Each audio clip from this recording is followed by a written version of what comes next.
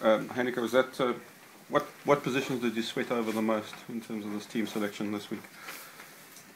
Yeah, I think before every single test you sweat about other positions, especially if you haven't seen them for 3 weeks in Currie Cup and you see how they play. But I think the main purpose was to keep more or less the same combinations. I haven't had a lot of time to prepare, especially for this test match and all the test matches. So try to keep more or less same team.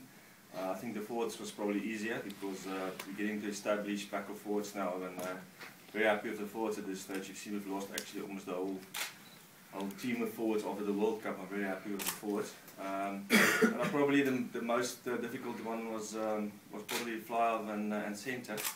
Morna, I think, is almost back to his best. He's been really training well, kicking well. Elton is around as well. He's also a guy with a lot of potential and played well. And then also I think John de Jong, he's also a guy that really played well. But I went for, I don't want to do another 2 changes in the back line.